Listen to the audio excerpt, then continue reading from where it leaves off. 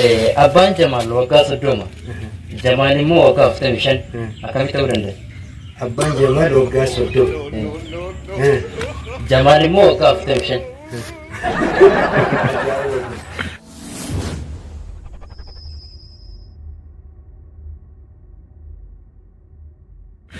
Ilmatu dura dhalate jecha. Abbaan Jamaal waggaa 30. Jamaal immoo waggaa 45.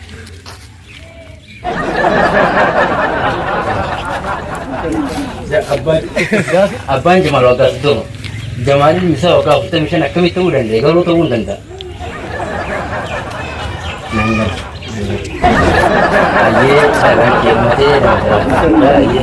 Abbaan Jamaal waggaa 30. Jamaal immoo waggaa 45.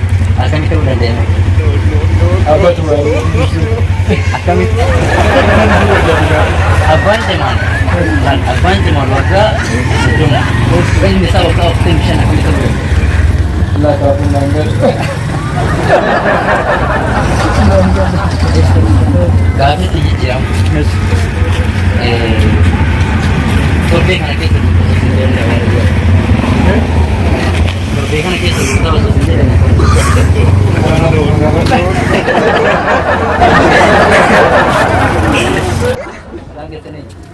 Isa badhaasa wajjin anja. Maaliif?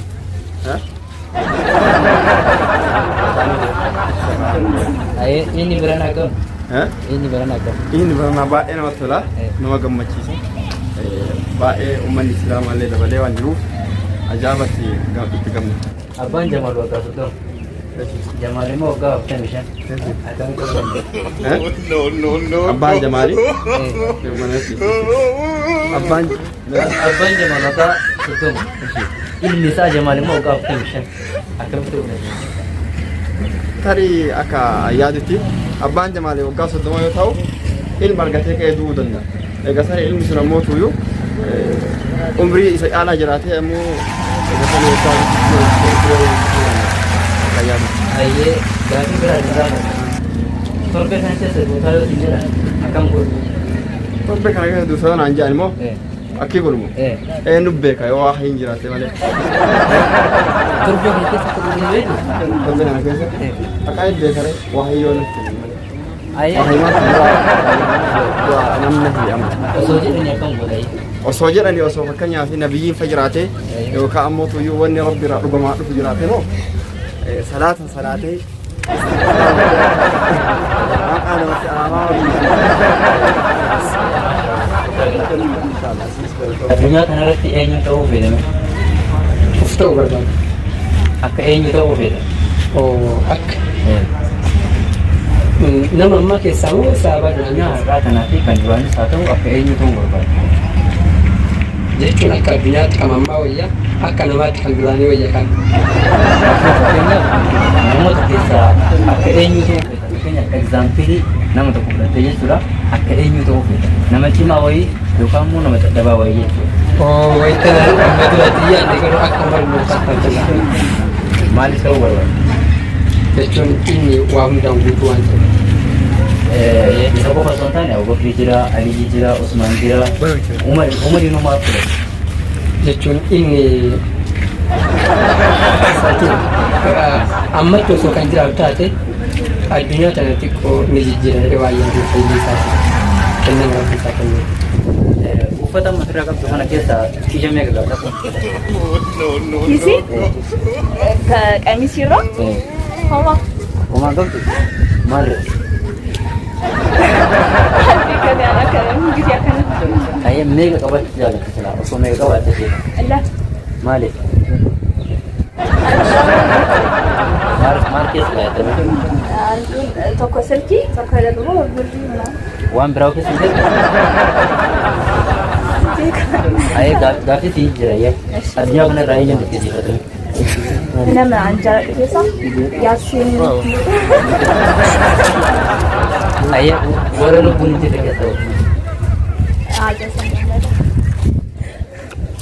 Isaanii araara. Guddaa galatoomis. Achi galatoomaatiinis. Ayyee addunyaa kanarratti eenyuun dinqisiifata? Namni tokkoffoof dinqisiifata. namni kamuu bu'aa bahii baay'ee keessa darba. Egalee bu'aa bahii himtuu fi kan himne. Bu'aa bahii hedduu keessa darbee bakka kana ga'ee jira. Bakka kana kan nan geesse tokkoffaa dinqisiifadha. Lammaffaa immoo namni dinqisiifatu raayyaa abbaa mancaa sirriitti dinqisiifata. Akka inni itti sababnaan isa dinqisiifadhuu fi akka inni itti hojjetu yookaan immoo akka inni saba isaatti gargaaramu kenna yoo fudhatte namni kamuu akkuma inni barsiisaa amantaati. Selagara amantaa fi dhabuu qabu. Tokkoffaa anisa raayyaa abbaa mancaa barsiisaa amantaa osoo hin taane albata mirga dhala namaatti eegu. Kanaaf nama lubbuun gooteessa namni baay'ee jaalladhu. Nama lubbuun addunyaa kana irra jirre keessaa hoo. Namni lubbuun hin jirre keessa namni dinqisiifatu Mr. Mandela isa sirriitti dinqisiifadha. Maaliif nama tokkoo fudhatte nama simii gaafa ammoo tuutuu bakka samii dhugee taphis deebitee samii haloo baachuu yaadda. Gaafa sana namni seenaa yaadatu yoo jiraate warroota samiidhaa turan sanniin jedhee halootti hin baane. Warroota sin deeggaran faana walqixxummaadhaan.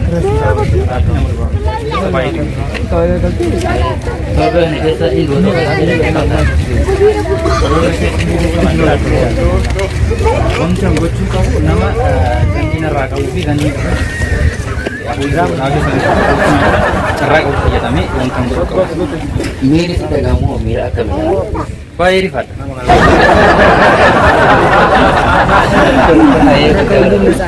Isinis galatoomaa. Ayee gaafii akka si gaafadha. Kiisamee gaafadha. Kiisni an qabu ammatti saburaa qabu. Sadii qaba ammatti. Meeqa qabaachuu beektaa? Amma ofirraa qabu sadii maa? Yoo baay'isillee faayidaan qabu. Jaayoo Humni uummati as addunyaa jira. Jaartuun isaa ayee maal keessa gaafate keessa jaa kana? isa jaha kana keessa wanti an qabu akka yeroo biriilee keessa kaa'e. Lama dammoo sikkiilee keessa kaa'e. Sadii yeroo immoo boorsaan deemsina. Sadii uma qaba. Jaha ergaatee jaatu illee baay'ee bareedu. Ayee gaafa jaasii ta'e maal keessa geessanii?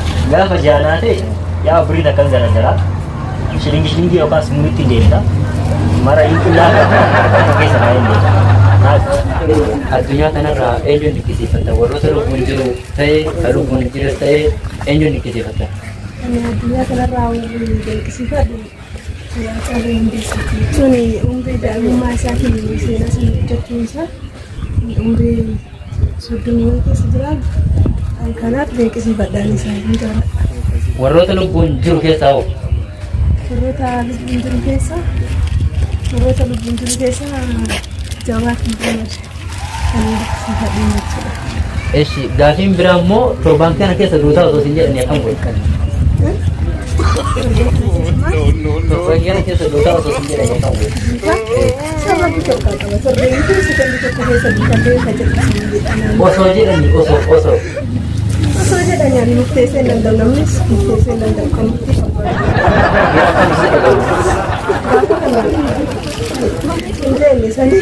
Maal gochuu qabda silaa? Silaa maal godhuu qaba? Nama nuti ta'an rabbii waan ta'eef gara rabbii dubbatee maal godha? Galatooma. Galatooma Abbaan Jamal waggaa 30. Jamal immoo waggaa 45. Akkamitti ta'uu danda'a? Abbaan Jamal maal jedhama? Abbaan Jamal waggaa 30. Jamal waggaa 45. Akkamitti ta'uu danda'a? Isa abbaa gaafaatu nu deebisa. Akkamitti ta'uu danda'a? Abbaa gaafaatu deebisa. Ayee gaafii sinii jira. Torbee kana keessa duukaa kan ta'u. Torbee kana keessa Korbi kan kita tidak ya? Saya mal kayak osoo jedhani baay'ee lubbu diladhu baga.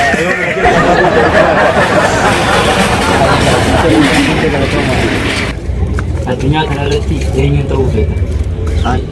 Doktor Zaaki. Akka isaa ta'umaa fayyadamu.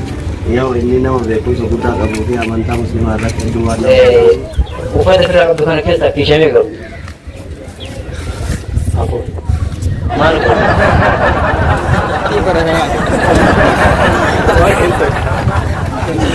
Maal fayyadamu?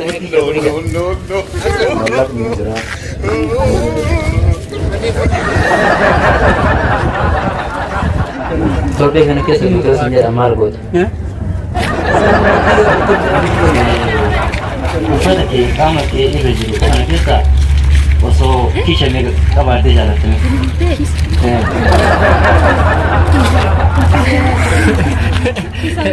Kiisa meeqa qabaattee jaalatte?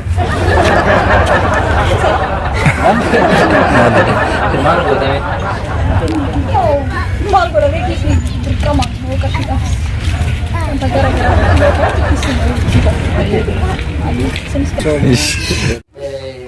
Kiisa meeqa qabda? Kiisa afur qaba. Ma? Waanti godhadha ka? Maali godhadha? Maallaqan ta'a, moobaayilaa ta'a, bakka yaadaan Fakkeenyaaf maallaqni yoo baay'ate akkam goota? Kiisa afurii kana qofa qabdaa maallaqni baay'ate akkam goota? Kiisa biraatti hin dabaladha ka akka fallee. Moobaayilaa fi gorsaa dheessu.